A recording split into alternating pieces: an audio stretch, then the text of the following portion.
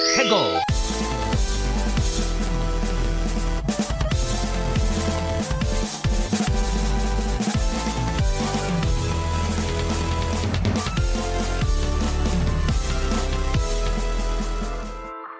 Hello and welcome to another episode of Fair 64 with me, your host, Yemmy the Ferret. I hope everyone's doing fantastic today.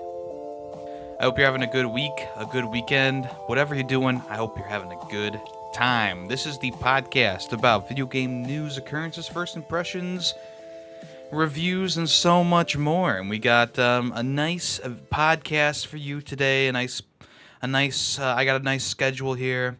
We got some hot topics, some games that I want to talk about, and of course we have some games coming soon that I'm a little excited about. We'll see what happens. Maybe you'll be excited about them too. Appreciate everyone for listening and/or watching. Let's go ahead and jump into the first part of the podcast, which is going to be what have I been playing this past week. Okay, so I wanted to start off by talking about the Talos Principle 2. I know this came out a couple weeks ago at this point, maybe even more like a month or so ago. And during the Steam, it's not like the Black Friday sale, it's like the fall sale or whatever. They reduced the price by like, I don't know, like $10, $20, something like that. And I was like, yeah, I'll pick that up now.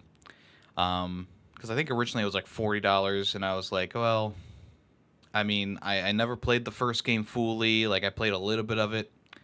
Funny story, I know the ending to the game. But, yeah, I was curious about it, but I wasn't, like, so curious that I wanted to pull the trigger right away. But after buying it and installing it and playing it, it's a pretty big game. It's a girthy kind of game. I think it was like 100 and something gigabytes or something like that, so definitely needed a little bit of space. Obviously, I have like 2 terabytes on my computer, but still, 100 gigabytes is nothing to scoff at. It adds up pretty quickly. And yeah, I mean, starting off graphically wise, very impressive. I mean, when the game is running smoothly, and I don't know if it's my computer or if it's the game itself, but when the game is running smoothly, it looks beautiful. Animations on the characters you interact with are amazing. The trees and environments are just stunning. The puzzles and stuff like that, all that looks great. And usually the game runs the best when you're in those areas where you're doing puzzles. I have noticed, and like I said, I don't know if this is my computer or if it's the game itself, but I have noticed that outside when you're running around, sometimes you can get some frame drops, stuff like that.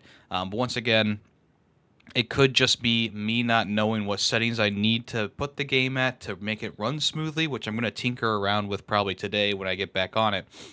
But it's been livable, right? It's not really that big of a problem because where it counts is in those sections where you are solving the puzzles, and those run smoothly, those run fine. There's nothing wrong with those at all, which is great.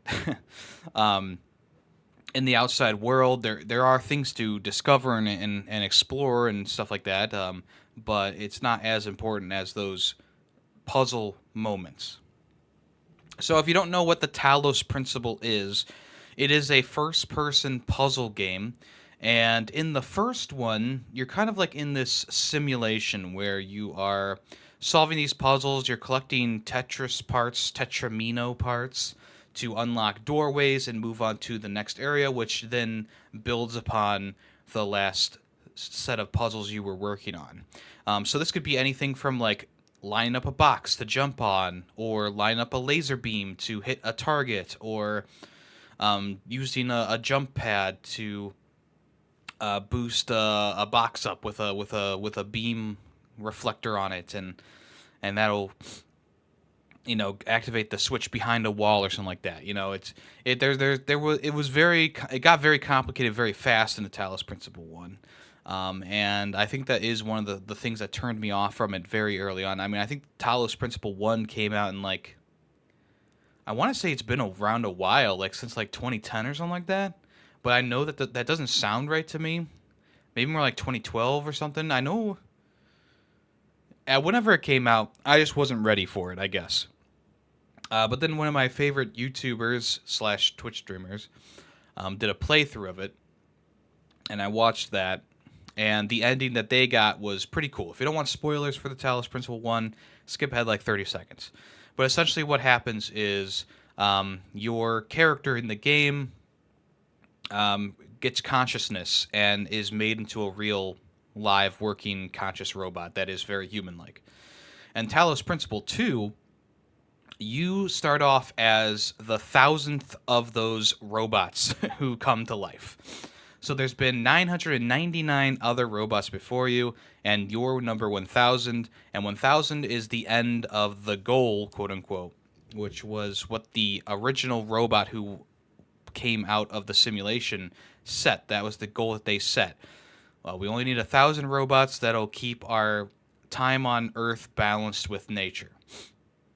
And so one of the core things about the Talos Principle 2 is that discussion among the different androids, robots, whatever you want to call them, AI, and if they should expand, and if they should grow their numbers larger, and if they should use new technology to enhance their way of life. Obviously, building more robots, birthing more robots, quote unquote, will make a lot of their lives easier because, more bodies to put to work. But essentially, this game takes place centuries and centuries after the original game. So a lot has happened. The city's been built. Society has kind of, reconfigured itself a bit. And now, after your 1,000th birth, some sort of strange deity that's made of particles appears and invites everyone to like this pyramid-shaped building. And essentially that's the area around that pyramid is where this game takes place, where you're solving puzzles kind of like you did in the first game, but they're more spaced out.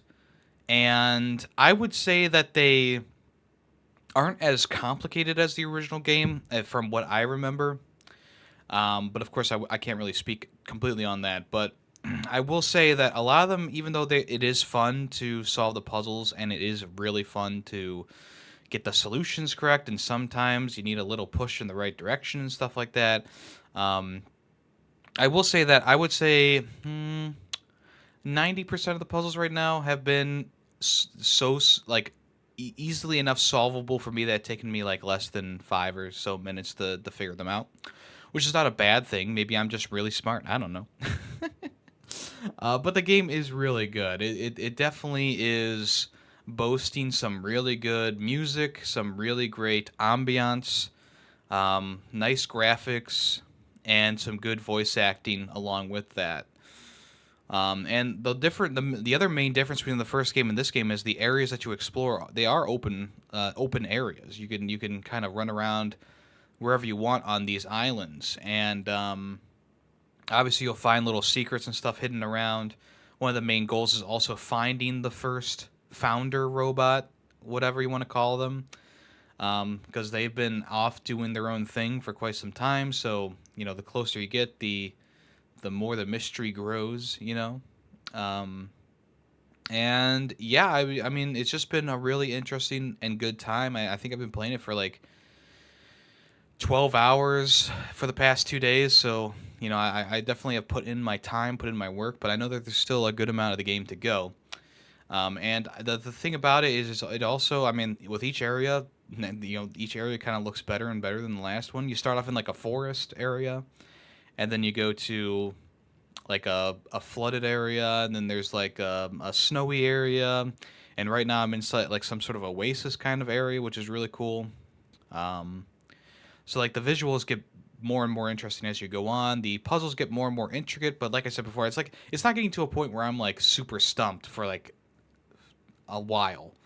I have been able to work my way through most puzzles, and if there is something that I'm kind of stumped on, I do like to nudge myself in the right direction by pulling up like a video and just seeing the next step of where the next person goes, and then trying to solve it from there. So I'm trying to be transparent with you guys. Like I have had to maybe 10% of the time look up a video to to nudge myself in the right direction. But still, I mean, I'm solving the most of them by myself without too much trouble. So I do pat myself on the back for that, because the first game, I remember playing that first game, and I put it on like my list of games that I want to revisit on stream. And I was very nervous about getting back into that game, because I know when I was younger that the game just was way too complicated, way too fast. And that partially could have just been me being stupid and being young, or younger. But still, it's one of those things that, it does make you nervous to go and play a game like this. It's like, well, am I going to be wasting my money playing this puzzle game that I'm going to get stumped on the third puzzle for? And this one definitely eases you in a lot more comfortably. So I think if you're worried that the first game was too hard for you and you'll never want to play the Talos Principle 2, obviously don't pay full price if you're worried about that. But if you find it on sale and you want to try it out, it's definitely more of an ease into the puzzle mechanics than anything else. It definitely has been an easier transition to the harder stuff than with the original Talos Principle, which is a good thing. So, other than that, I mean, yeah, once again, the music is really great in the game. There's some really fun tracks that happen. There's one that happens while you're chasing, like, one of those pixel dust clouds that is full of, like, nanites or whatever. And it's a really fun, like, fun bumping kind of song. And a lot of the music is kind of like that, where it's like you get, like, the ambient kind of, background music, but then you get like that cool soundtrack that pops up when you're doing a puzzle, or when you're chasing around something. So yeah, pretty cool. Really love that. You seem to have a lot of choice as well in this game, like through like interactions with characters and stuff like that, which is cool. The first game was totally missing any, like, I would say, like, the first game didn't really, I mean, of course it had a story, right? It definitely had a story. You had to kind of work on these little computers that were set up around to get the full story. So there's definitely was a story there, but Talos Principle 2 is much more story forward, I like to say, whereas, Talos Principle 1 was more of like a background kind of story. This is like a fully in-your-face kind of story, which I don't know if people who are fans of the first game will like that, but for me personally, and I'm sure for a lot of people who maybe didn't like the vibe of the first game, this is definitely more my speed, where the story is being presented to me in a way that is visual. You actually see the story working. There's plenty of cutscenes and information given to you. And of course, there's still things that you need to find, like secret things you can find and stuff like that. So it's not totally lost, that Talos Principle 1 kind of way of doing it. But yeah, I think that Talos Principle 2 is definitely a step a step up from the first game, story wise, narrative wise. So I mean, I would say I'm probably maybe at the halfway point, maybe a little bit more. It's hard to say, because it appears that there are 2 more areas for me to go to, and I'm working on like the third to last in the little circle that they originally give you. So essentially, there's 3 sets of 8 puzzles. Does that make sense? There's 3 sets. There's 3. Okay, let me restart that. There's 3 areas per door that you have to open on the pyramid. Each of those areas have 8 puzzles plus 2 bonus ones that are a little bit more difficult than the other ones. Okay?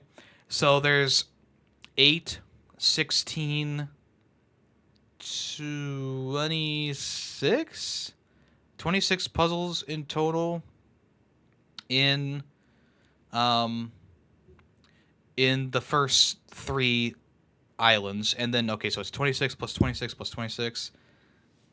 I'm not going to do that math, but there's a lot of puzzles to do. And I wouldn't say that the game is getting boring or getting old. I think that they do a good job of keeping the puzzles, they keep adding more things to these puzzles and keeping them interesting. And plus, they add a bunch of new, like, gadgets to use as well. So not only are you using boxes and switches and reflectors and whatever, but now there's ones that can actually, you can store the laser inside of like this ball thing, and you can move it anywhere you want. You can do like this reflector thing that changes the beam to a different color. So if you put a blue beam into it, it turns red, and vice versa.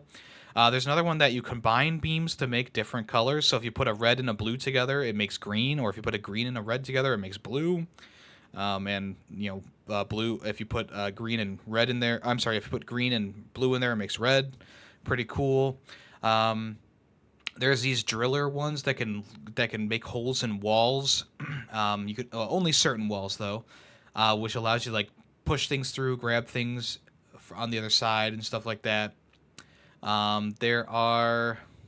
What was the new one I just got? Oh, there was like these. There was this whole section of the game that was focused on these little tables, and they store one item, and you can swap that item out with one item. So there's a whole section about that where it was like, okay, I need the reflector now, so I need to trade the box for the reflector, and blah blah blah. So that was pretty cool. That was pretty cool. I'm not sure what's going to be in store for me in this Oasis area, but it's been a theme that each of these islands, each of these set of 8 levels have been focused on one specific thing. So I'm very interested to see what this new island has in store for me, because it definitely has been getting more and more interesting. And have there been like jaw-dropping moments? Sure. I mean, I guess so. Like there's some puzzles that you solve and you're like, oh, that was so cool, or oh, that was such a great trick to get that to work, And I would also say that there's a few cutscenes in the game that are pretty memorable so far. So yeah, definitely check out Talos Principle 2 if any of that sounds interesting to you. Like I said, it's a puzzle game, first-person puzzle game. It's definitely a bit different than the first game in terms of like story-wise and gameplay-wise. It is a bit different, but it also still has that same feel, that same puzzle nature from the first game that you may or may not know and love. So if you want to check it out, I definitely would recommend that. I'm hoping to get it finished by the end of this week, because I've been trying to get done with some games that I haven't gotten finished with. Like I said last week, if I haven't finished a game, it's definitely not going to show up on my top 10 list. So I've been trying to finish as many games as I can that I possibly could think are going to be on the top 10 list. Yeah, I've just kind of been going through games and seeing what I can finish. Seeing as December, there's really nothing coming out that I'm super interested in. Like, yes, of course, there's Steam World Build, but that's kind of it, and that's at the start of December. So we shall see what happens. But I'm definitely gonna start forming that top 10 list and start making my final checks on it during December. Because right now I do have like a tentative, like, this is my top 10, and I have it written down. But obviously there's still some games that I want to play before the year is over, and obviously there's other games like Baldur's Gate and stuff that I'm not gonna get to, and that's unfortunate. But what are you gonna do? So yeah, I'm excited to see what the end of the year has in store for me. Speaking of games that I've finished recently, Lies of P. Lies of P. I did talk about this game a little while ago. Obviously, it's taken me longer than I was expecting to finish it up, but it definitely was worth the time that I put into it. It's a very extensive and beautiful game. Graphically wise, it's amazing. Music wise, it's amazing. There's a couple songs in Lies of P that really just are so good. Like they're just like, you go to that little record player and you just boot it up and you play, a couple of those songs, and yeah, it's just like the music is so beautiful in the game. It's one of those games that definitely like excels in like the custom made songs, the custom made tracks, especially like the stuff you can get in the main lobby of the area that you encompass for your home base. Like you find these little records around in the open world, and sometimes people even give them to you, and you can play them in the hub area. And like some of the songs just really are like, they're just so good. Like they're really good. But also the combat is also really, really good. So it's a combination of something you might see in Sekiro with a combination of something you might see in Bloodborne. Um, the Sekiro side of things comes from deflecting and perfect parrying. The Bloodborne side of things comes from the dodging, swift movements, quick movements, and getting in a hit when you can. And that's the main story of the game. You know, if you play that opening area and you get to that first boss, the first main boss, that's a real skill check right there. You know, you can fumble your way through it. Of course, you can fumble your way through any boss if you really if you really get lucky enough. But really learning the systems and really getting into the combat and learning the intricacies of the combat is what's going to get you through the game. So you could fumble through the first part of the game, but the second half of the game is going to completely kick your ass if you haven't learned how the game works. I really noticed a change in the boss design about halfway through the game when they really started laying on the pressure and they really started just wailing on you multiple hits at a time. And of course, the game wants you to deflect them or dodge most of the strikes that you can. But you know you'll get into a groove at times and just ping, ping, ping, ping, ping. Get every single one perfectly. And of course, if you can just block if you want to, you'll take chip damage, which can be gotten back if you when you swing your weapon at the enemy. But just be careful because if the enemy or boss swings at you and hits you, all that health that's you could get back is gone. And the same thing is for the bosses as well, which is actually another unique aspect of this game, is the bosses also they take that damage and it is a chip damage type thing where the red is kind of like more of like an orangish color in the background, and if they hit you, they can actually get their health back. So it's a real back and forth kind of thing of you trying not to get hit and taking out the enemy's health bar. And of course, as you swing away at the enemy, you'll build up their exhaustion meter, which is not on the screen or present on the screen, but you know it's going to happen eventually as you wail on the enemies. So you can use like these fable arts, which are these special moves that each weapon has, and those build up a lot of exhaustion. And then once the enemy is exhausted, they'll get into like a stunnable state, and that's when you can use a heavy attack from your weapon to completely stun them. And that's when you can go up to them and do a massive damage blow, which will also eliminate any orangish chip damage that you've done on their meter as well. So it's a very cleverly designed system. It definitely is unique to anything else that I've ever played. Like, there's a lot of games that come out and they're Souls-likes, and it's like, oh, this totally reminds me of this game that I've already played. But this one is definitely one. This is definitely one that's on the unique side of things, where it's like it combines some things that you are familiar with, but it definitely morphs them into something of its own flavor, its own tune, and that's what I really like about Liza P. It's not afraid to change things up. It's not afraid to use the ideas from some other Souls-like games, but change it into a way that makes it unique. Sure, there's some things that are quite similar to the Souls series. There's one status ailment that'll instantly kill you if it builds up all the way. That's the same thing as Death Blight or whatever. That's in other games as well, where if it builds up all the way, you die immediately. Like they did take from that pretty directly, but you know it's definitely it's definitely an interesting thing. It's definitely interesting to see where they've deviated from the usual Souls-like affair. You know, you could say the same thing about the Star Wars Jedi series. You know, Fallen Order and Survivor. They definitely taken ideas from other Souls games and changed them a lot. Making it more of an action game than a Souls game, while at the same time being a Souls game, which is always why I say that the Jedi games are some of the best ones to get you into Souls games, because they're not like super terribly tough. Like, yeah, Survivor has its moments, of course, but they're not super terribly tough. You can usually get your way through them. It gives you that sense of like losing everything, if you die twice in a row, yeah, that can really open the door to, ooh, that was pretty fun. I wonder what this Souls-like game is like. It does open that door to you if you want it. And I can't say the same thing about Lies of P. Lies of P is definitely more so for people who are Souls fans, maybe veterans of Souls games, and they want a new challenge. They want something that is going to test their mettle, and this one definitely is that. I definitely, towards the end of the game, was struggling against some of those end game bosses. They were outrageous at times. They were out of this world. Like, there's one boss I thought I never was going to beat. And I don't know what happened. I just had a really lucky run.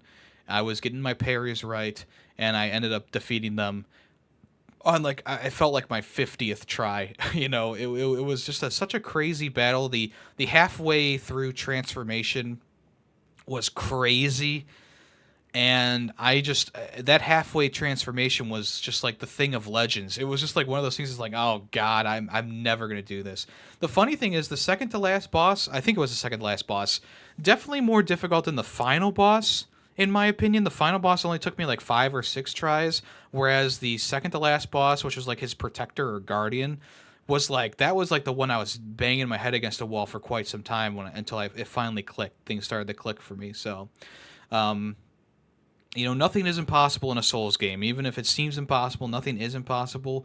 It's all a matter in Lies of P. It's all a matter of timing and getting, and memorizing their attack patterns. Because the one thing that Lies of P does really well is keep you on your toes, and not only just by the sheer volume of enemies it throws at you sometimes, but because of how the enemies move. Like, these enemies have very staggered attacks. They don't immediately attack when they raise their weapon up. There's a build up, there's a delay. It keeps you on your toes, really making you learn what the game wants you to do at certain points. And I think that's one of the things that, like, that really sets this game apart from other Souls-like games. It's just like, yeah, when an enemy goes to attack you, sometimes it's such a long build-up that you feel like the game is like glitched or something like that. But eventually, the enemy does whack you or really quickly. Like, it's a real like Jack in the Box type thing where it's like, okay, there's this long build up and then boing, boom, you're hit, or boom, you deflect. So I did play Lies of P on stream for a little bit, and I made a lot of progress on that stream. And there was one boss in particular that was kind of a grindy kind of boss where you just kind of had to take your hits and learn the move set. And it was like the perfect boss to show off on stream, because everything that I was doing was very consistent. When it did this move, you knew I kind of was starting to know when to do the parry move, and I think that was a perfect representation of the entire game as a whole. Because that's pretty much what you want to do throughout the entire game. You want to learn the attack patterns and parry and dodge effectively. And even though, yeah, of course, I get off on my moves sometimes, and I just get decimated, killed almost, or even all the way. So it's not like it's not like you're gonna be perfect throughout the entire game. Of course, there are people who can be perfect.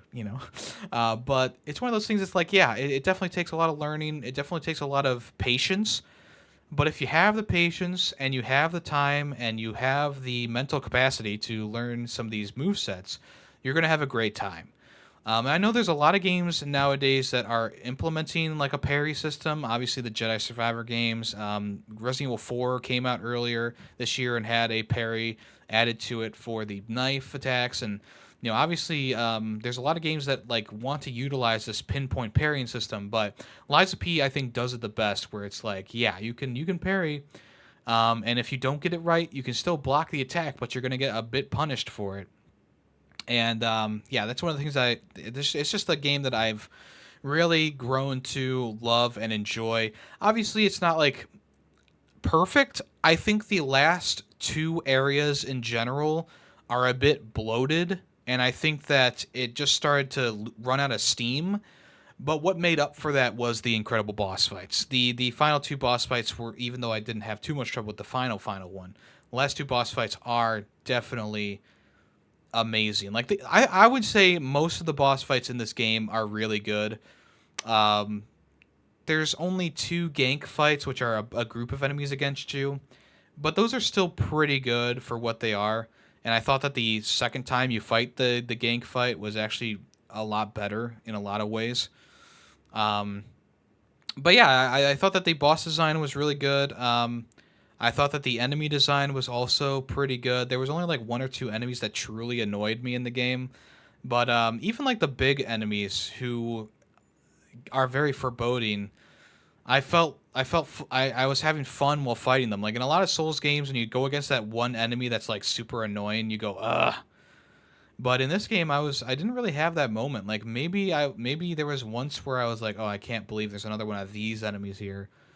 But yeah, it wasn't too bad. But I would say that the last two areas, you go to like this sandy dune area, and from there on, it's kind of like lackluster a little bit, in my opinion, in terms of like area design and placement of enemies and the different enemies that are there.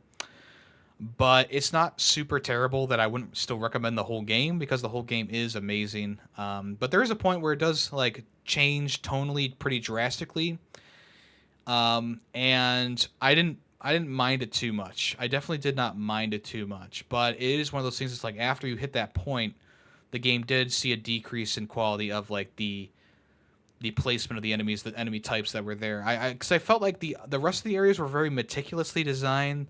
They had like these really nice shortcuts interlaid into them. The boss run up wasn't too bad, and it still wasn't too bad throughout the entire game. But those final two areas did wane, and they did. It seemed to be more how much bullshit can we throw at the player before they crack, and I don't like that type of game design. I like a balanced, even for a Souls game. I like a more balanced, like, okay, we know what the player is capable of. Let's keep in the confines of that and maybe push them to their limit. But in the two areas leading up to the end, it just was like an onslaught. I would say that last area had some of my least favorite enemy placements and enemy types in the entire game, which I guess is supposed to be that way because it is like, oh, you're coming up to the end, be ready. But still, I wasn't super jazzed with the map layout and the enemies in general. So that's why in the end, I'm going to give this a 4.5 out of 5. It's almost there. It's so close to being a 5 out of 5, but I can't go over, because of those last two areas and just how I wasn't feeling it for those last two areas. I have to pull it back a little bit. But it's so close because the bosses in those areas are really good, but the areas themselves just, they lack the finesse of the first like 95% of the game, so the 4.5 is still great. It's still a great game. I definitely would recommend it to any Souls fan out there. And if you want to check it out, Liza P, it's on Game Pass still. It's probably on sale right now if you want to check that out. But yeah, definitely give it a try if you're looking for a new challenge in the Souls-like genre. And you might be wondering why I didn't do like a final review for the game. I felt like the game is too old at this point. Old in quotation marks. I feel like it's kind of a backdrop kind of thing right now, and I just didn't feel like it was worth it to do a full-sized final review for it. But I will be doing a final review this episode in a little bit. But first, let's talk about An Arcade Full of Cats. This is a free-to-play game on Steam. It's it's like an I Spy kind of thing, where you're just trying to find cats inside of inside of arcades. You go back in time to like the 1980s, 1985, 1990, 1995, and the early 2000s, and you go inside these arcades and you find the cats. You click on them. Sometimes there's a hidden cat. Other times there's a mini game to play to get a battery for your Back to the Future type car. It's just a generally fun time. It's nothing like super crazy, but I did end up giving it a 4 out of 5 because I thought in terms of point and click, like hidden object kind of games, this one was cute. It was fun. It was interactable. Something like I Commissioned Some Bees is not as good as a game like this because the bees are like superimposed on top of the picture, whereas the cats are kind of intertwined into the location that you're looking at. And I found it to be pretty fun. There's 4 levels. It was fun. I enjoyed it. It had some groovin' music. So in the end, if you're looking for a hidden object game and you love cats, An Arcade Full of Cats might be your go-to. Or if you're just looking for a quick game to put onto your complete list, this is also good as well. Another free-to-play game that I've played recently is called Watermelon Game. This is like Suika game. except you know, the at-home version, I guess you want to call it, the Walmart version. Suika game has kind of rocked the world, I guess I would say. Lots of people love it. It's like a Tetris type game. I talked about it a little while ago in a coming soon section where they finally ported the game over to English audiences, English speaking audiences. It's essentially it's inspired by Tetris in a way where it's like you're combining fruits to make bigger fruits, and the bigger your fruit, the more points you have on the board when it's all over. And essentially, you want to keep the fruits inside the boundary of like this basket type thing. And the goal is to make a watermelon. That's why Suika game actually translates to watermelon game. So someone had the bright idea to make their own version of Suika game, but they released it for free instead of like $1. So Watermelon Game is available on Steam for free right now, and I've been kind of messing around with it. The physics aren't as good as Suika Game. The soundtrack not as good as Suika Game. The gameplay is fine, but it's once again not as good as Suika Game. The funny thing is that it's still like good enough and fun enough to have me playing it for a couple hours. But this is definitely one of those types of games that's like we are just making this as a bullshit thing. The the graphics in the game are very basic, obviously. Suika game has like this charm, this kind of like chibi kind of charm to it, right? All the fruits are kind of like polished and they got these funny little faces on them. And Watermelon Game, yep, the fruit are there. They're kind of like crude paint drawings. You know, you go into MS Paint and you draw like a watermelon, and then there's like a little face on them, and something that, and I guess they did enough work that like the faces change and stuff like that as you play the game, and drop them into your basket. But you know, it's that really base like bottom of the barrel. Like we tried hard enough to make it competent, but we didn't try hard enough to make it good. You know. Kind of games, and it definitely is on that line of like, well, we tried, but we didn't really try, did we? For a free to play game, it's not bad. It's not bad at all. It's fun, and if you don't want to if you don't want to spend the $1.50 or whatever on Suika game, then yeah, here's your best alternative. Of course, if you're on the PC, if you're a PC gamer, you don't have an option to play Suika game on Steam or anything like that, so it is like a alternative that you could play if you want to check it out. But if you have a Switch and you have a $1.50 to spare, Suika game is obviously going to be the better option here. But it's just one of those things that's like, yeah, it's there, it's fun, it's free to play. You know, I could be playing it right now and you'll never know. No, I'm not playing it for now. But I was playing it for a while. I got one watermelon, and the goal of the game is to get 2 watermelon. So when I get 2 watermelon, I'll mark it as a complete game, if I can get there. Yeah, it's kind of like I said, it's kind of like Tetris in a way where you can see what fruit is coming next, so you can plan and strategize. And the goal is to keep the fruits as low as you can for the longest time possible, and combine them to get points and stuff like that. So it's one of those things that's like, yep, it's competently made, it's fun, but it's not super high quality. It's not on the same level as what it's being based off of. And the other funny thing is that it's called Watermelon Game, and Suika Game translate to Watermelon Game, so they're practically the same name, but they're a little bit different. But if you want to check out Watermelon Game on Steam, it's fine. Maybe try out an arcade full of cats before Watermelon Game. I don't know. It's up to you. And finally, for this section, we did play Madagascar. Unfortunately, I wasn't able to finish it because the game kept freezing while loading in one of the levels towards the end, which was really unfortunate. I do have the GameCube version of the game as well, so I may try that. Maybe that disc is better.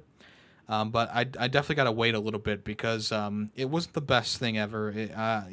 Wall-E, definitely a better movie game than Madagascar. But we will try it again in the future. I'll just have to pull out the GameCube for that. Okay, I want to do a final review, so let's jump into it for Robocop Rogue City. Robocop Rogue City is a first-person shooter based on the Robocop franchise. This game takes place after the second movie, which means that they are trying to eliminate that third one from everyone's memory. Essentially, you pick up the reins as Murphy, Alex Murphy, who is now Robocop, and you're just taken to the streets, and you are shooting up bad guys. It's a pretty basic first-person shooter at its core, where you use pretty much you just use the first weapon they give you, the Auto 9, and you essentially build off of that weapon like an RPG almost, and essentially your goal is to make the Auto 9 the only thing you want to use. There are other weapons you can pick up in the game, like pistols, machine guns, shotguns, grenade launchers, but towards the end of the game, I was only using that starting pistol because you get these little chip boards that you put into it, and you can up the damage for it. You can upgrade it to have unlimited ammo, full auto magazines, extra gore, extra damage, extra critical hit damage, stuff like that. So it's a pretty cool system, though, because you're not just putting chips on this board willy-nilly. There is a rhyme and reason for it, because there are some pathways that give you negative attributes, and you want to try and get away from those. So it's a really interesting puzzle to put the right chips in the right places so that you get the maximum amount of damage, you get the maximum amount of connections to good things and not bad things. And at the end of the game, as other people know, I was able to get an unlimited ammo, full auto, high damage pistol, and that's essentially what I used for the rest of the game. It took down bosses really easily. It took down enemies really easily. It was pretty much just all cannon fodder in front of me for the final, like, the final, like, 25% of the game. Which is unfortunate a little bit because it does take the strategy out of the game. They do give you a skill tree to upgrade, and you can get, like, these little moves and stuff like that, like a dash move, a shield move, and a slow-mo move, but I ended up not really using those towards the end because my gun was just so good I didn't really need to use anything else. Unlike in the movie, Robocop is not, like, super invincible in this game. Like, yeah, he can take a ton of bullets, but you do need to pick up health and upgrade your health and stuff like that. There are these little terminals you can plug into and give you boosts of health if you want to. That is a part of an upgrade tree, though. But essentially, I mean, the main game is walking around Detroit or in some semi-open world areas and just being a police officer, writing up tickets for people who park in front of fire hydrants, all the way to saving kittens from burning buildings. You're doing a lot of different stuff as RoboCop in these open world sections, and there's some things hidden around, as of course, but for the most part, you're going to be going into a house, shooting up some bad guys, and saving a hostage or doing whatever, and then leaving. And of course, there is like a main overarching story. There's this new guy in town who is somehow related to a guy from the first RoboCop movie. And essentially you're hunting him down because he's stirring up trouble in the city. And yeah, that's pretty much. I mean, it's you know, what more can I possibly say about the story in this game? It's a pretty basic one, but it's got that '80s flair to it that kind of makes it kind of nostalgia fueled, I guess. It definitely feels like a RoboCop movie in a lot of ways, but it also still feels like a low budget indie game as well, which this is an indie game at its core, so I try not to be as harsh about things like, well, the open world isn't as fleshed out as I would hoped, or, oh, the music doesn't play enough varied tracks or something like that. Like, I try to be fair because in the end it is like a pretty ambitious indie title, based off of a pretty big property. People love RoboCop. I mean, maybe not as much anymore, but RoboCop is still a pretty big name. And I mean that first movie, I think that I mean I haven't watched it in a while, but I do remember that first movie holding up pretty well. So it's definitely one of those movies that, or one of those IPs that, it doesn't always get the shine it deserves, but it definitely deserves some shine. I think that this game, it does touch on a lot of the things that makes RoboCop a great movie. The big bombastic action set pieces, shooting with this Auto 9. Obviously, it's a very iconic weapon. And blasting enemies' heads off or shooting them in the dick and having them, crouch over and die. You can grab them and throw them, and it's like an insta kill move. And you can like, obviously you have like the little targeting thing that pops up on the screen that highlights enemies when you aim in, which is a RoboCop thing as well, a movie thing as well. And what all ties it together is the fact that the person who plays Alex Murphy in RoboCop in the movies, he came back to voice the character. So it's really got that authentic RoboCop voice and that authentic RoboCop feel to your character. Because, RoboCop, I mean, he's an 80s practical effect robo guy. And you walk around kind of clunkily. You can't really run. So there's some sections of the game where you're like running across a city, but it's like really slow running, which can be a bit annoying. The other thing is like Alex Murphy, the guy who does Alex Murphy's voice, puts so much work and passion into it. Everyone else around him just feels like they're phoning it in. They definitely spent the majority of the budget on getting him to do the voice lines and the voice work for the game, because the side characters and the other characters you meet in the game are just flat as hell voice acting, poor voice acting, uninteresting voice acting. And it's just unfortunate because, when you play a game like Terminator Resistance, which is their last game they worked on, it's like, yeah, it's got that like Terminator vibe to it, but the voice acting isn't good, which kind of makes it, kind of funny at times, right? But in RoboCop, you have such a good centerpiece, and it just makes everything else around it look worse, in my opinion.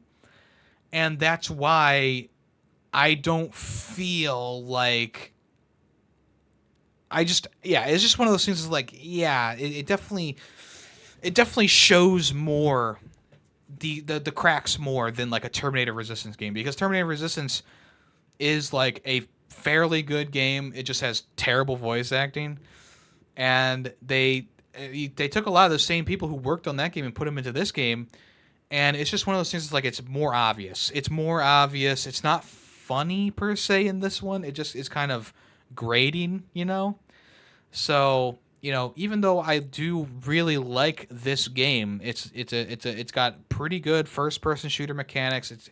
It's got some of that cool level up kind of RPG stuff in there. It definitely has a nice story to it that definitely builds and builds until the end. And there's a few good boss fights in there. I would say really only the final boss fight and maybe the first time you fight one of the first boss fights are pretty good, but the rest are just kind of like, yeah, it's still one of those. It's one of those things. It's like I want to like this game more, but I just can't get there personally. I feel like it's so close to being over that mark, being something that I could totally recommend to people. But unfortunately, it's just not quite there. And I think if they had, I mean, look, I think that the stuff they did for this Detroit city, it's good. Like the graphics are nice, and you can really feel that thick atmosphere. But it's one of those things. It's like the world doesn't really like it feels lived in, but the characters inhabiting the area just don't feel right. They just don't seem right. And I think that's the main thing that kind of brings the game down a little bit. Is like it's just it really wants to be authentic, but it really isn't too authentic. And I do feel like the game maybe needed a couple more weeks in the oven. There are some graphical glitches that happened to me in like the third or fourth area where you go back to Detroit. Like all the puddles and all the cars had like this glistening glow on them that was like very pixelated. And I was like, wow, this is almost unplayable. Luckily, I didn't have to spend too much time in that area, but it was one of those things that was like, oh wow, that is yeah, that's not too good. And I will say that there were graphical glitches throughout the entire game, but for the most part, the game just kind of looks a baseline good. It kind of reminds me of like a PS3 era type game, which I know could be a diss on it, but I think it's not a bad thing per se. You know, like that Xbox 360 grit is kind of maybe a little bit nostalgic for me. So it's not like a terrible thing. I think it does give off the vibes of like 80s movie, so it's not like super terrible. But yeah, it's just one of those things. It's like, yeah, I do wish that maybe there was a bit more time put into this game. Maybe they released it a little bit too early because there are definitely some things they could touched up in the game. And another thing that I want to mention, going back to the voice acting, I'm sorry, this is kind of all over the place, but there's a character called Soot in the game who's like the first main villain you fight. And he has the same voice actor as Random Thug number 3. And they put Random Thug number 3 and Soot into the same cutscenes constantly. So Soot will be talking, and then another guy will come in and talk, and it's supposed to be him talking, Thug number 3. But he sounds exactly the same as Soot. And it's like, why did we do this? Could we not get another person to voice this Soot character who is different from the other ones? I don't get it. I do want to say, though, the soundtrack is pretty good when it's playing. There are some moments in the game when there's just like no noise happening and it's kind of awkward. But when the soundtrack is playing, it's pretty good. There's one song in particular that gets played a couple times. It's like Soot's song or whatever. And that's pretty good. It definitely feels like a authentic, neo 80s kind of rock song, punk song. And then also they do a remix of the Robocop theme song, which is not like, Skrillex or something like that, but it's a pretty good remix. It's like one of those bombastic epic versions of songs. It's pretty good. They also bring back the original one a couple times too, just to beat the nostalgia into you, I guess. But yeah, I really don't have anything else to say about the game. I think that in general, it's good. If you get it on sale, that's going to be your best choice. I would not want to recommend paying full price for the same, especially on the PlayStation and Xbox, where it's like $20 more than the PC version for whatever reason. Because the PC version was like $40, and the PlayStation version and the Xbox version are like 60. It doesn't really make sense to me why there's such a big price difference there, but hey, whatever. If you're a trophy hunter, it's a pretty straightforward platinum trophy. If you want to check that out, that is completely up to you. In terms of games that have come out this year from indie developers that are a bit too ambitious, this one is definitely on the higher end of it. It's close to that ambitious that they wanted, but it's not quite totally there. And in a year where we had just shit games come out that were just garbage dumpster tier that you would see in like a bargain bin in like the Wii days, like those Wii games that were just piled into bargain bins for like $5. This one is definitely not in that bargain bin. It's definitely out of that bargain bin, but it still has that bargain bin quality to it at times, which is unfortunate because I was really hoping that the experience was going to be as good as I was hoping or expected. It was still a good experience, but not something that I would completely recommend to everyone. If you love first-person shooters, it definitely is a good one. Like the controls feel good, the shooting feels good, the sound effects are great. But in terms of like story and voice acting and open world stuff, it's just kind of lacking in those key areas. And of course, it's not as ambitious as the Terminator game they made, but it's still like you definitely see the ambition in there for what they were trying to go for, and it just does not completely reach that height that I want it to, which is unfortunate. So, all in all, RoboCop Rogue City gets a nice, solid 3 out of 5. It's pretty average. It's got some good elements to it, but it's also got some bad elements to it. And I want to say the one-liners in the game, great.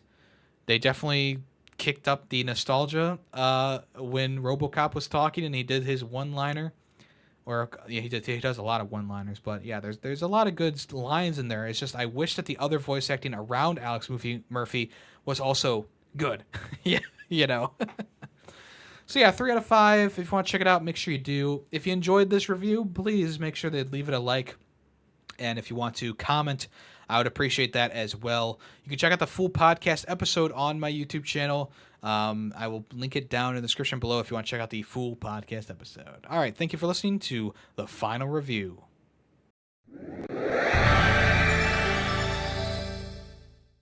Okay, let's go ahead and move on to what's in the news. Okay, Ubisoft was thrown a bit of controversy this past weekend when a Assassin's Creed Mirage Black Friday sale popped up in some of its older games. Now, I don't know if it actually popped up in Origins or Valhalla, but it was reported that in Assassin's Creed Odyssey, there was some sort of technical error, quote unquote, from Ubisoft that had a ad for Assassin's Creed Mirage, a full page ad, show up when the player went to the menu. So it wasn't on the main menu. It was on the. I'm sorry. It was on the map when the player went to the map, which on its own sounds weird, and it is weird. Don't get me wrong.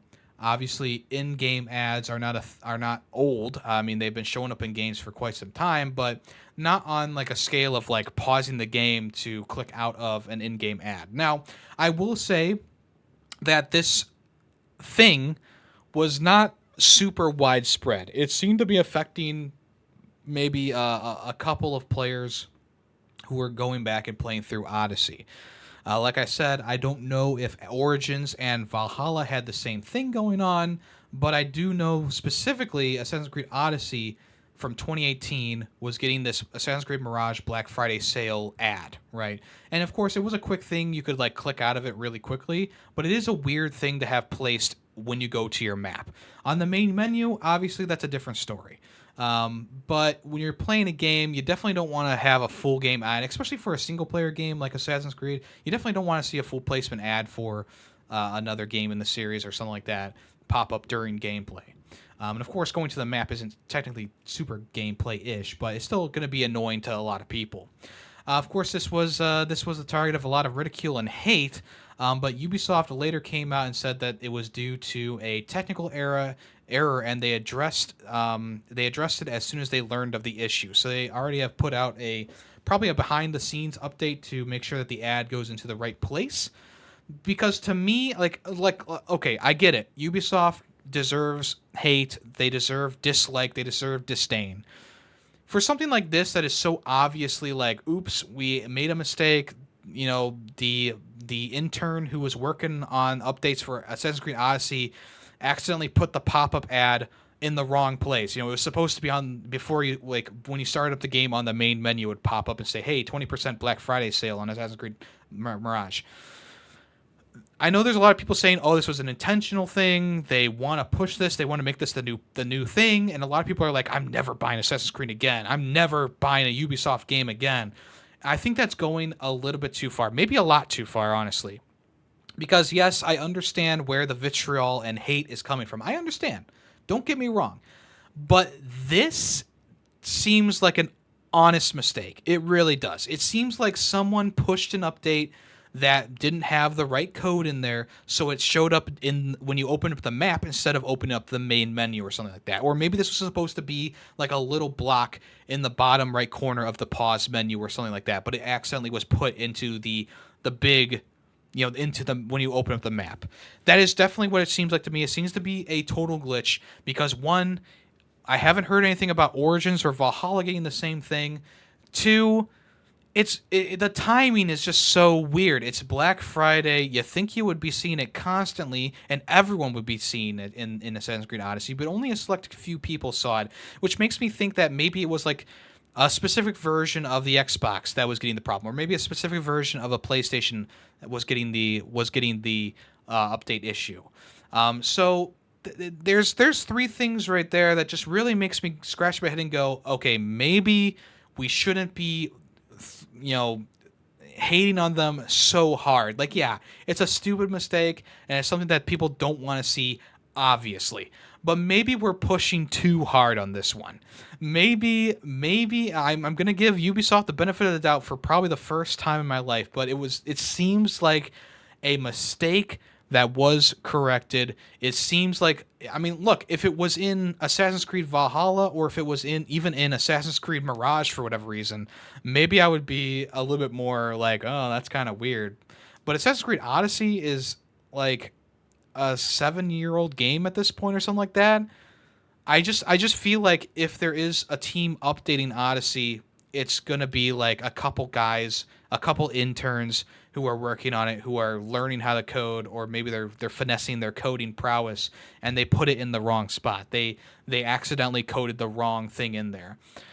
Because a technical, like I know they're saying technical error. It sounds like to me that it was just coded wrong. It was coded incorrectly. This pop up was supposed to be in the main menu or in the pause menu, but it was popping up in when you went to the map, when the certain players went to the map. And it really just seems like an honest mistake to me. And like I said, I understand wanting to pile on and hate Ubisoft. I get it. Am I a huge fan of their games? I mean, I like the Assassin's Creed series. There's a couple of games here and there that I do like from Ubisoft, but in general, it's like one of those companies that's like, yeah, we kind of put out the bottom of the barrel AAA stuff, right?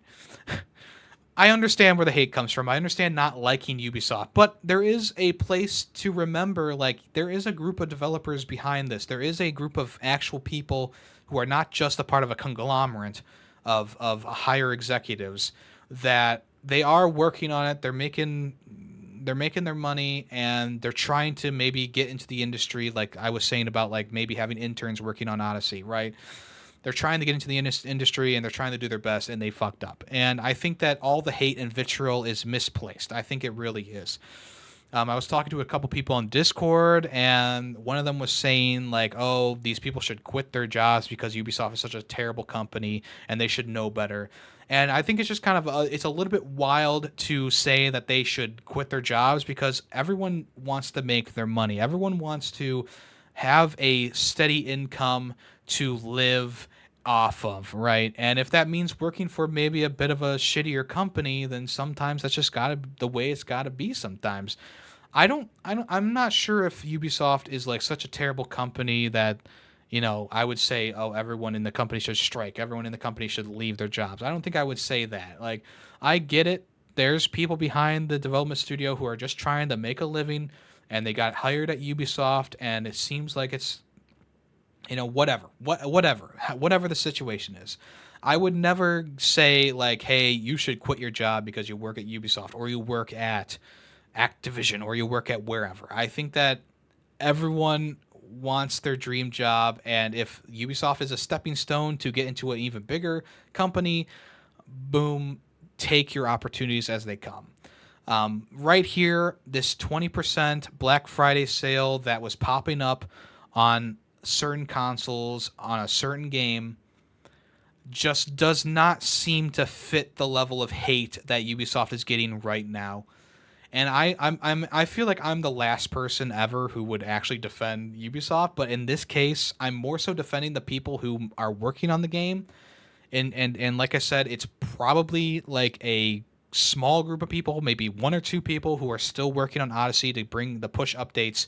And something like a Black Friday sale pop-up really feels like, hey, we're giving this to the new guy. We're giving this to the intern, to do. Because we, as the bigger group, want to work on the newest game or the new game that's coming out. So I would say hone in your hate. I understand there's people looking for any reason to shit on Ubisoft. This is one of those cases where I'm like, maybe not fully justified. I honestly don't find it justifiable at all at this point, because they've already fixed it. Like, less than a couple hours after the Reddit post was put out there and people were complaining about it, did Ubisoft go, oh shit, and they changed it. So whether that oh shit was like, oh shit, we fucked up, we need to correct this, or oh shit, people didn't like that, that's obviously something we'll never know for sure. But for me personally, I'm leaning towards the side of our guys who are working on Odyssey still did a boo-boo, and we fixed it. I feel like that is like that is the best response, in my opinion. Obviously, you can still say whatever you want. You can never buy a Ubisoft game again because of this if you want. That is totally up to you. But to me personally, it just seems a bit silly in a lot of ways that this sort of thing, this mistake, got so much hate. At least now, with all the backlash they got, now we know, hey, they probably won't ever try to do something like this again if they actually were trying to do this, right? Now we know, like, hey, we put them into a corner. Or a lot of people did. But for me personally, with how quick it was changed, with the timing of it all being during Black Friday weekend, and, being after Thanksgiving, like, obviously someone who was working late put this out too on, like, Thanksgiving or something like that, Obviously, it was like an older game that probably doesn't have a full crew working on it. There's so many things to factor in here that people aren't thinking about, and it does make it a bit wild that so much hate is being pushed onto this little advertisement for their own game too. Like that's the other thing too. Like, oh my God, they're advertising a discount for their new game. Oh, kill them, shoot them right now where they stand. How dare they try to advertise their own game, their own franchise in an older game of theirs? Like, obviously, yeah, I get it. This ad coming up in gameplay when you pull up a map, not the best thing ever. But still, it's like, oh my God, how dare they advertise their own game in their own older game? Oh my God. Oh my God.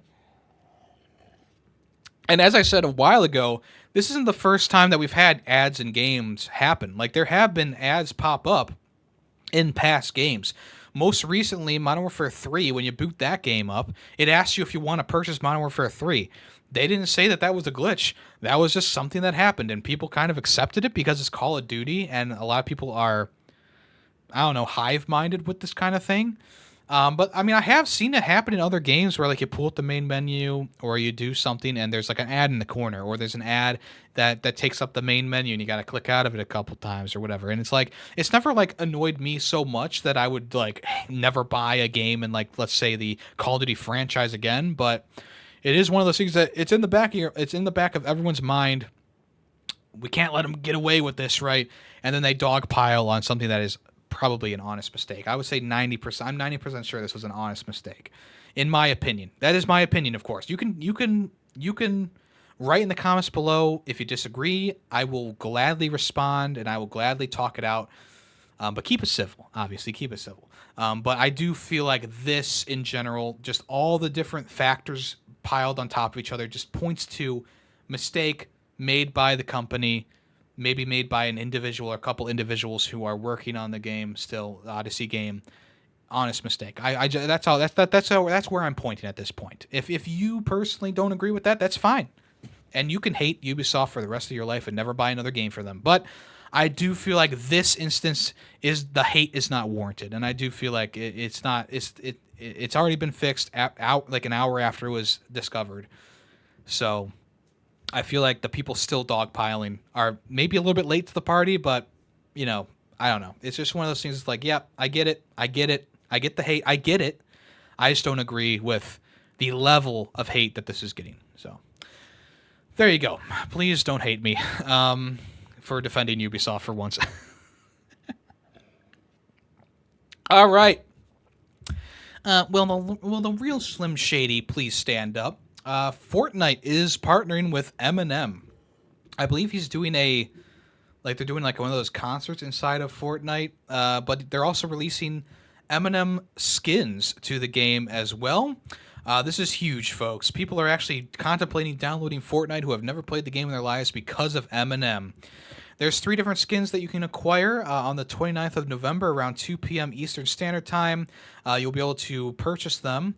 This will include Rap Boy, Slim Shady, and Marshall Nevermore styles. So the Marshall Nevermore style is, I believe, like this tuxedo with a fedora kind of hat. He has his signature brown hair and brown beard. Rap Boy seems to be a superhero kind of costume where it has like a big E on his shoulder. He has like an armor, like a flak vest underneath him. He's got like a little Robin mask on him. And then I believe the Slim Shady outfit is the one that's kind of more like how he looks in 8 Mile or something like that, where he's got like a hoodie and he's got his blonde hair and he's got like a white T-shirt on and whatever. So yeah, you know, this is pretty exciting for people who are fans of Eminem, obviously. With this release of the famous rapper coming to Fortnite, this will also herald the final chapter for the OG Fortnite. The game will be reverted back to a different map called A New Beginning. So it's going to likely introduce a new island entirely. So we don't know exactly what's going to happen. Maybe there'll be another black hole or whatever. But there is a new map coming soon. Probably as soon as the Eminem concert happens. Probably after that, the whole map is going to deteriorate or whatever and whatever. So yeah, the live finale is going to take place on the 2nd of December. So you'll be able to watch Eminem dressed as Eminem if you so desire. If you want to grab these iconic skins. So yeah, what's your favorite Eminem song? Write it in the comments below. Me personally, I'm a bit of a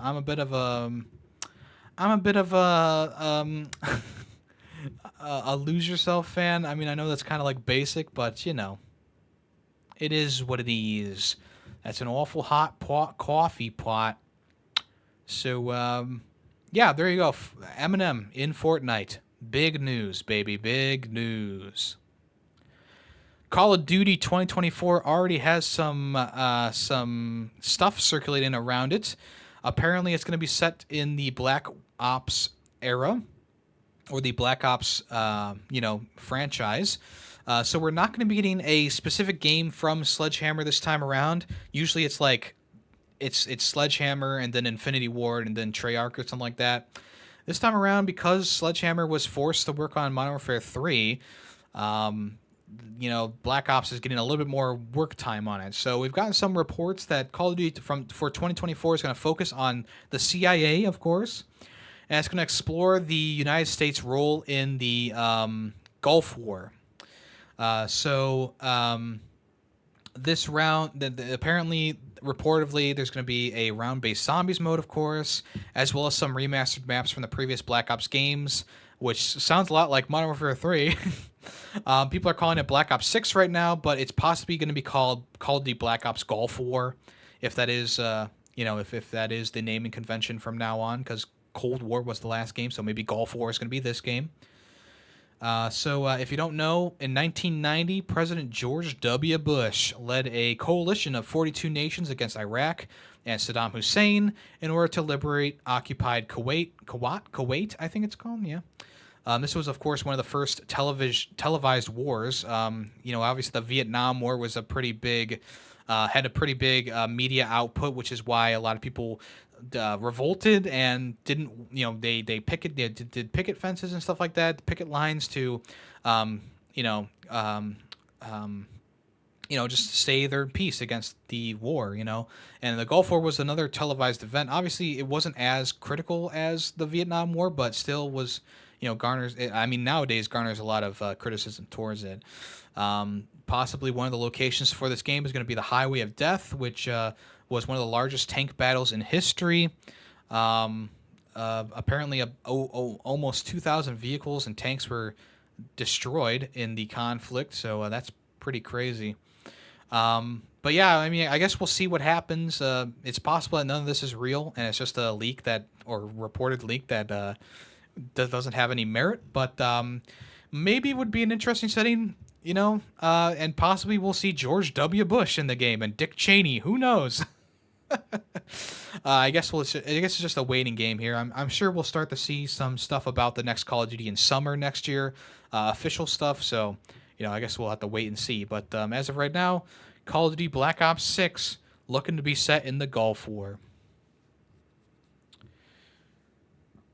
All right, I included this one because it's kind of funny over anything else. There's a game called Zenless Zone Zero, which is some sort of like free-to-play game with gotcha mechanics. Presumably, it's coming to the PS5 and other consoles. But apparently, the character animations in the game have been changed.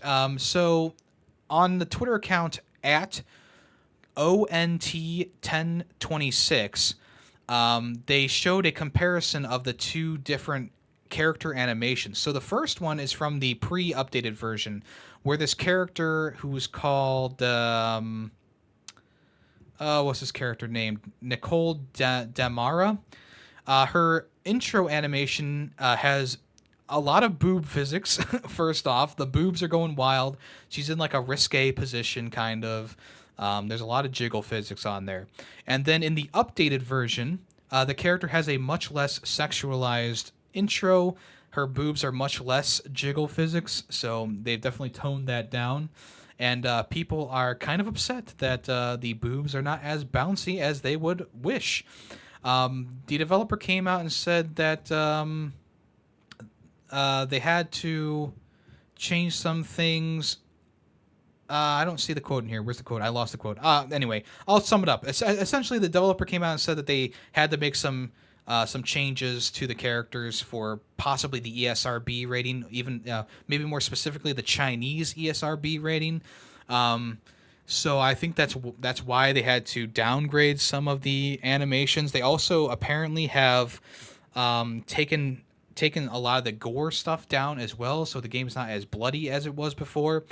So this is a Chinese developer, and the China as a government has pretty strict censorship rules and regulations. So it's possible that they wouldn't have let this game pass because of all the overtly sexual stuff and all the crazy gore that was in the game.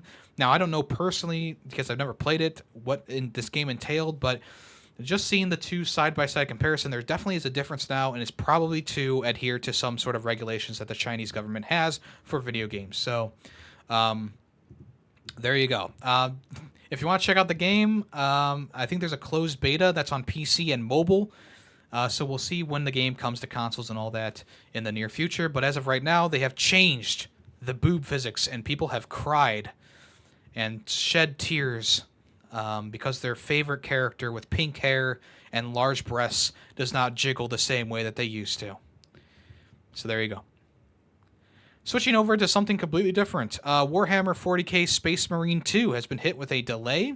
So it's now going to be launching in the second half of 2024. Originally, the game was supposed to be released in winter of 2023, which, of course, we are in that right now, and there's only 1 month left of 2023 winter. So they have delayed it to the second half of 2024. The game is now poised to ship in the second half of 2024 to provide the time needed to properly polish the game and to ensure the best possible experience. This comes from the publisher, Focus Entertainment. The official launch date is apparently going to be revealed in early December, which lines it up for the Game Awards, so we'll possibly be seeing that during the Game Awards, so keep an eye on that. It's kind of a bummer we're not going to be able to play this game soon, but I think that giving it the time it needs is, of course, never the wrong thing to do, so we will see how it turns out next year. In the same line of things as for delays, Bulletstorm VR has been pushed back a couple months, or maybe about a month. Instead of being released in December, it is now being released in January of 2024, January 18th to be specific. People Can Fly came out in a Twitter post and said, we've made the tough decision to delay the release of Bulletstorm VR to January 18th. We know that Bulletstorm fans are eager to put their VR headset on and kick ass in virtual reality. We aim to use this extra time to continue improving the experience and ensure that Bulletstorm VR lives up to the high standards you've come to expect from the well-known AAA FPS franchise and People Can Fly as a developer of high-quality AAA games. We are incredibly thankful to our fans for the support and passion surrounding the Bulletstorm series and deeply appreciate everyone's patience. Crazy that they're calling this a series when the game has had one remaster and one VR version and no sequels, but hey, whatever. So, yeah, I'm sure that the game is going to be pretty fun. I mean, Bulletstorm in general is a fun game, maybe a bit dated in its comedy, but still a pretty fun and funny game. Definitely worth a playthrough. We'll see how the VR game looks. And finally, for today's news segment, we have Cult of the Lamb. They did a teaser for their next update, which is going to be called Sins of the Flesh.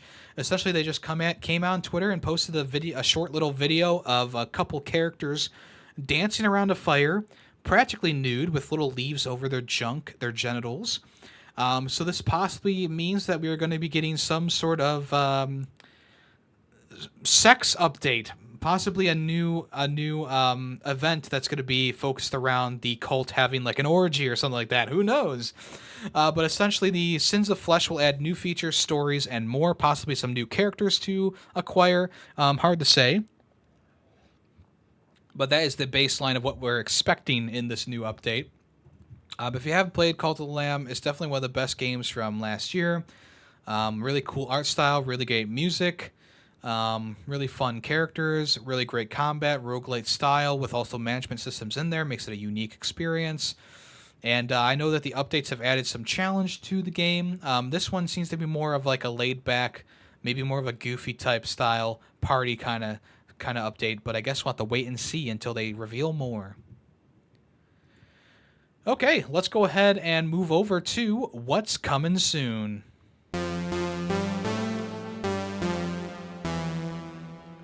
All right, South Park Snow Day got a new trailer from THQ Nordic. Essentially, this trailer showed off how the game is going to play. Essentially, a giant snowstorm, a blizzard has hit South Park, and the kids have decided to battle it out in the streets of the city. Essentially, so what this is a third-person cooperative brawler, I guess you would say. A lot of the characters have like class builds. From what I can tell, like there's an archer, there's a knight, there is a flamethrower. There also seems to be like a mage or something like that as well. So it seems like it's going to be a class-based cooperative third-person brawler shooter kind of thing. I don't know if there's going to be like a story mode associated with it, like a heavy story mode, but they showed off some clips of like characters talking, so there might be like a story mode in there somewhere. But it would really be a detriment to this game if they don't have a story in there, because one of the things that are really good about the South Park games in general, like the Fractured Butthole and Stick of Truth, is like the story is very much like a South Park episode, a very long South Park episode. Including all the tropes and stuff like that. So this game is definitely taking a different stance on the South Park games. Obviously, it's one of the, it's the first like 3D rendered South Park game since like the N64 days. It's definitely a different game than the other ones in the South Park games of recent years. THQ Nordic said that it's a all new 3D cooperative game. There's been a blizzard that has taken down South Park, so Kyle, Stan, Kenny, and Cartman have decided to reignite their feud. And as the new kid, you're going to save the town. You're going to experience cooperative gameplay for the first time ever in a South Park game, with up to 3 friends or with allied bots, unleashing powerful coordinated attacks against your foes. You can equip and upgrade devastating melee and ranged weapons, deploy special abilities and powers that will bring hordes of enemies and epic bosses to their knees. Use a wide range of iconic cosmetics to customize your new kid, with endless possible combinations from beanies to cheesy poof t-shirts to chin balls. If you want to check out the trailer, it is on THQ Nordic's YouTube channel. Like I said before, third-person cooperative shooter brawler seems about the right thing for it, especially if you're going up against hordes of enemies. It's possible it's going to have some sort of tower defense mechanics as well, maybe, but we'll have to wait and see for more. But as of right now, no release date just yet, but they are asking people to pre-order the game, so we'll possibly see a release date reveal soon. So keep an eye out for that. Cyberpunk 2077 is getting an Ultimate Edition. This will launch physically and digitally next month. Essentially what this is going to include is the Cyberpunk base game with the latest update and the Phantom Liberty DLC included. So yeah, this will be available on the 5th of December. And if you get the physical version, the Phantom Liberty DLC will not be on the disc. There'll be a downloadable code inside of it, which has kind of made people a bit wary, but I don't think it's a terrible thing, The game will also be released digitally, so you won't even need to worry about the DLC being separate. So yeah, if you want to check this out, this will be available soon. A lot of people, and I know a lot of people, have bought the game in recent months. So in this Ultimate Edition coming out, and maybe a little bit too late, they probably should have released this when the 2.0 update came out that totally redesigned aspects of the game. I feel like that maybe would have been a better idea, seeing as a lot of people bought the game specifically for that update and the Phantom Liberty DLC in general. So maybe a little bit too late for this one, but I'm sure lots of people will still enjoy picking this up if they so desire. Five Nights at Freddy's is Help Wanted 2 is coming to the PSVR 2 in December. Essentially, this is a sequel to the Help Wanted game that came out on the original PSVR.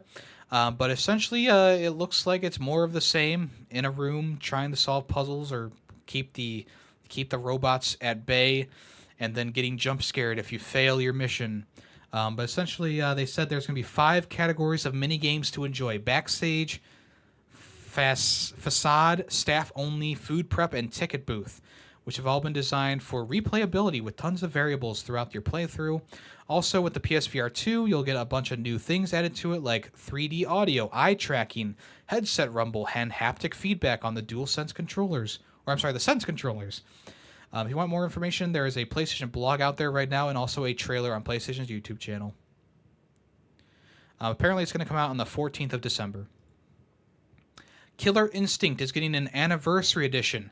They are currently going to discontinue the definitive edition to make way for the anniversary edition. If you already own the definitive edition, you will have an upgraded to the anniversary edition for free.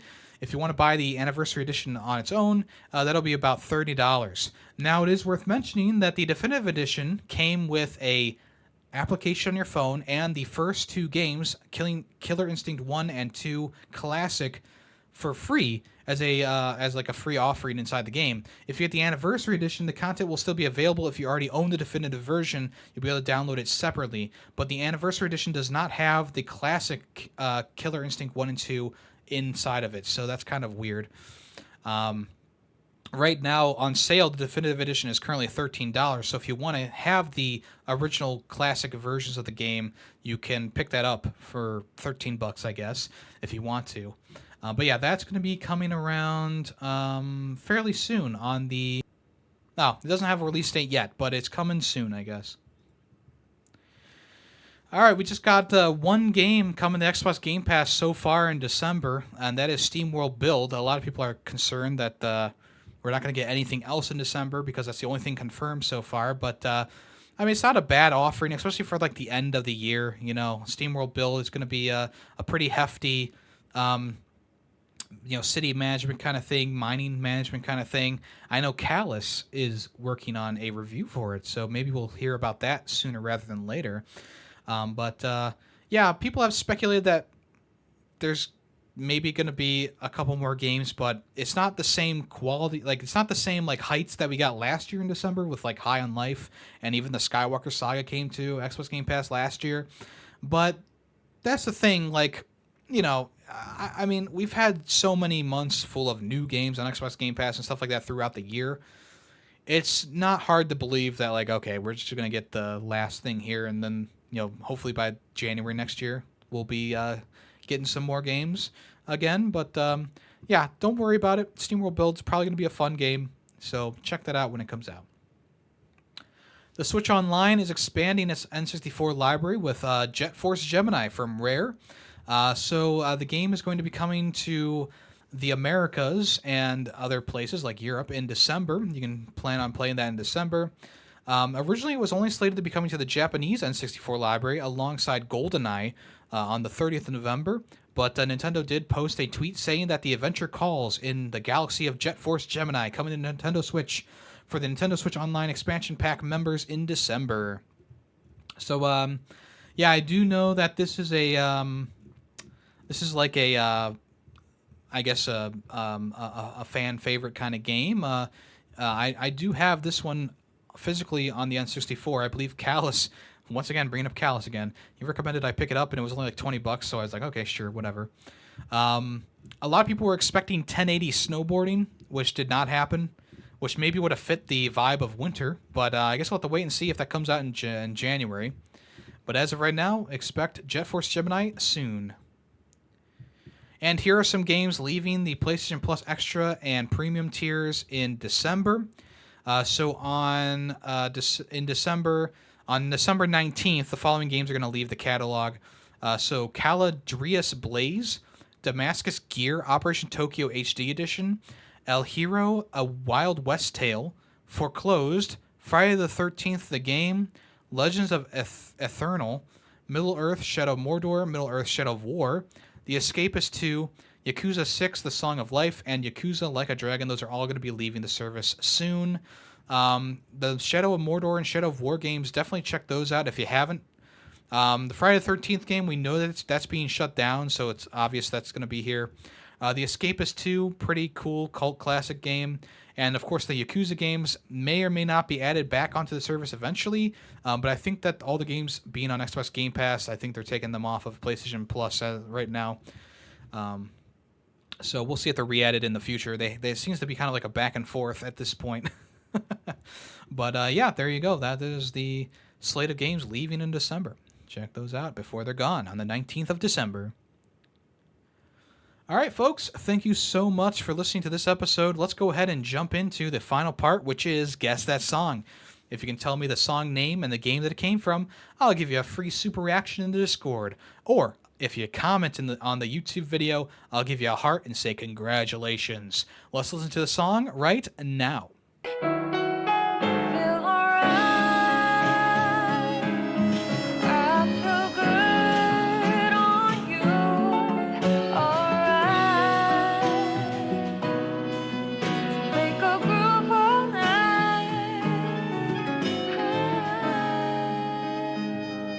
Okay, once again, if you know the song name and the game that it came from, leave in the comments below. We're on the Discord.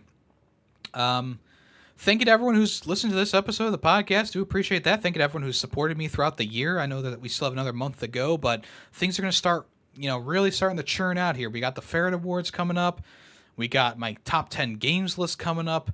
I'm starting a new podcast, so things are not slowing down anytime soon. So make sure you keep an eye out. I'm sure next week I'm going to be revealing the nomination and categories for the Ferret Awards, so tune in next Sunday for that. And also the nomination form is going to be available in the description in the next episode as well, so definitely check that out. I'm going to need all the nominations that I can possibly get this time around, so if you want to, spread it around if you want. Fill it out yourself, but all the information for that will be next week. Also, the top 10 list is probably not going to come around until like the end of December, early January. So keep an eye out for the competition for that in the near future as well on the Discord. And I will, of course, announce things here on the podcast as well. But yeah, I appreciate everyone listening, watching, whether on YouTube or podcast platforms. If you want to leave a comment, make sure you do. Leave a like if you want to as well. Also, leave me a star rating on Spotify or leave a review on Apple Podcasts. All of it helps the channel and the podcast grow. And I do heavily appreciate all of the support. Thank you so much. I am Yemmy the Ferret, and I am out of here. I'll talk at you next week. Bye-bye. The Ferret 64 podcast is owned and edited by Yemmy the Ferret. The song Nightshade, used in the intro and outro, is owned by Adhesive Wombat. Small sound clips during the podcast were made by Yemmy the Ferret.